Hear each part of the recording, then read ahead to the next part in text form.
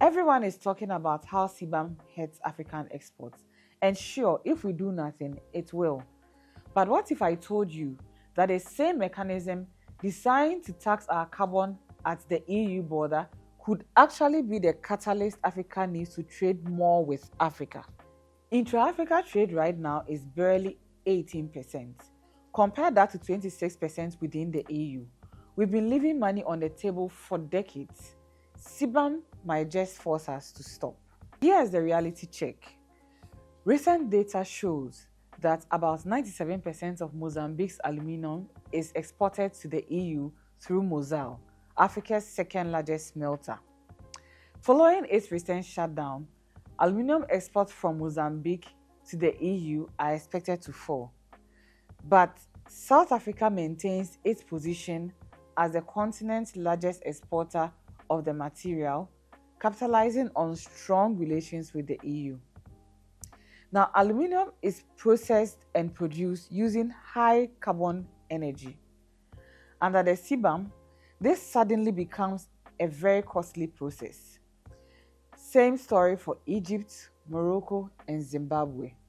We are speaking of billions in export exposure to a carbon border that doesn't care about our historical emissions, but only cares about what's embedded in the goods we ship today. The pessimistic take, therefore, is that CBAM kills our manufacturing ambitions.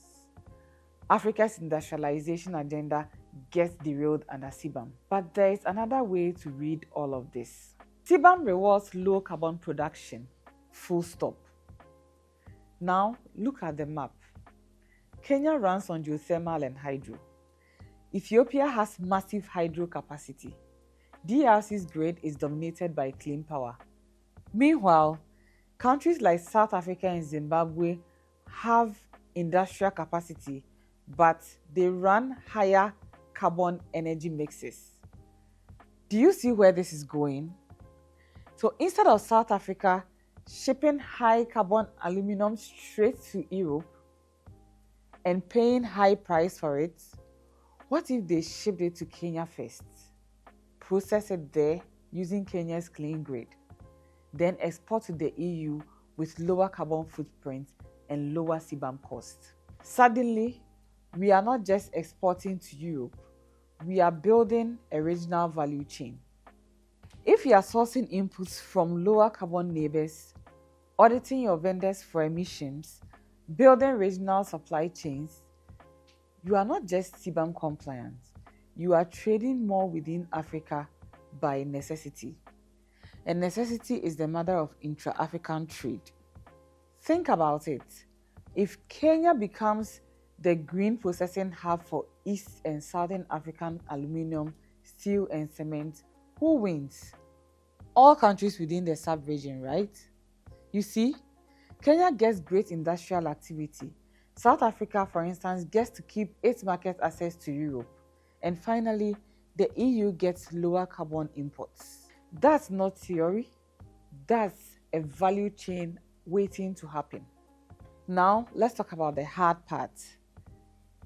Everything I've said works if we invest in what connects us: regional grid interconnections, transmission lines across borders, renewable energy capacity where it doesn't exist. These are the investments we need. The Africa Continental Free Trade Area has given us the policy framework to act, but it appears that CBAM has also given us the economic agency to act. Countries that move fast, countries that build physical and regulatory infrastructure for cross-border clean energy trade, are countries that will shape the new regional value chains.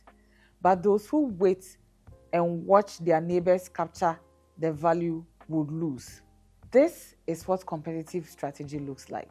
CBAM wasn't designed to help Africa. It was designed to protect EU industries and meet EU climate targets. Let's get that clear. But here's the thing about economic incentives. They don't care about intent. They care about behavior. And CBAM just created a massive incentive for African countries to trade more with each other, source cleaner energy regionally, and build integrated value chains we've been talking about all these years since independence. The question isn't whether CBAM will affect African trade? Of course it will. The question is, will we respond by closing up or by opening up to each other? I know which bet I'm making. What about you?